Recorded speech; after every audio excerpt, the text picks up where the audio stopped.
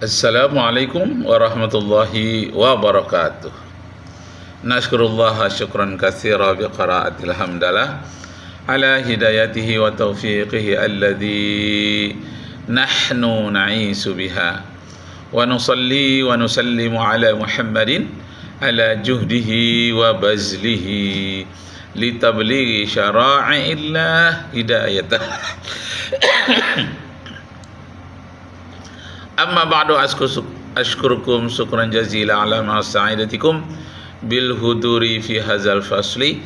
Sa'ufasiru alaikum wa'aziddini wa sa'ufasiru alaikum khutbati ala lughatil Indonesia khususan. Bapak Ibu saudara-saudara sekalian, ini yang menyatakan Imam Syafi'i sebagai orang yang sesat. Saya tidak tahu kelompok apa ini yang menyatakan dalam hal ini Imam Syafi'i memang sesat katanya. Dalam hal apa? Dalam hal qunut subuh. Masya Allah. Padahal murid beliau memang tidak qunut subuh, yang namanya Imam Hambali, tapi dia tidak menuduh Imam Syafi'i sebagai sesat. Kalau Imam Maliki itu guru dari Imam Syafi'i, beliau kunut subuh juga, tapi sebelum rukuk tetap kunut subuh. Satu lagi, Imam Hanafi juga jarang menggunakan kunut subuh. Jadi yang menggunakan kunut subuh itu yang tetap adalah Imam Maliki dengan Imam Syafi'i. Walaupun mereka saling berbeda, tapi tidak ada saling menuduh sesat, tidak ada saling membid'ahkan. Malah mereka saling memuliakan. Imam Ahmad bin Hanbal berpuluh-puluh tahun mendoakan gurunya Imam Syafi'i agar mendapatkan kesehatan lahir batin, agar mendapatkan kecerdasan, kebahagiaan dunia akhirat.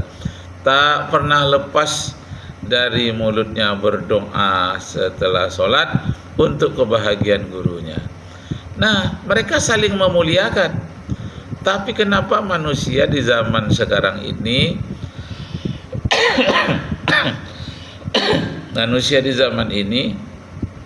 saling merendahkan,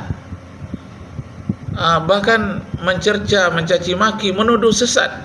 Katanya Imam Syafi'i sesat dalam hal ini. Masya Allah, Masya Allah, Masya Allah.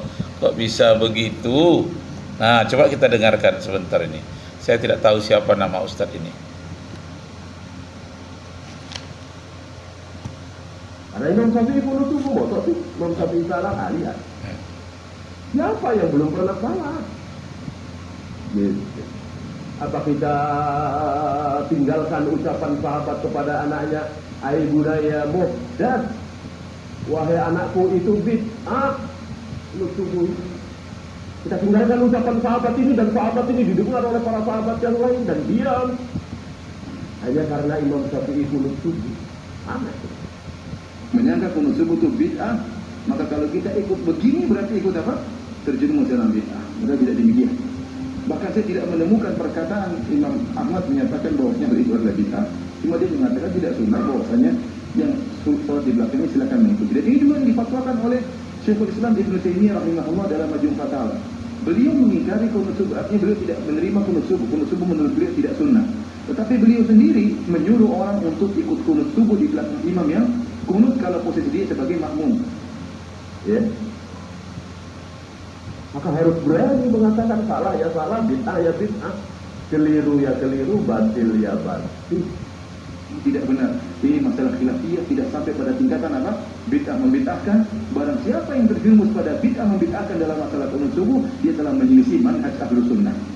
Apakah benar kunut subuh itu bid'ah? Ada yang bilang bahwa kunut subuh menurut mazhab Imam Syafi'i adalah sunnah. Dan ketika kita bermakmum dengan imam yang kunut subuh mengangkat tangan, kita ikut mengangkat tangan.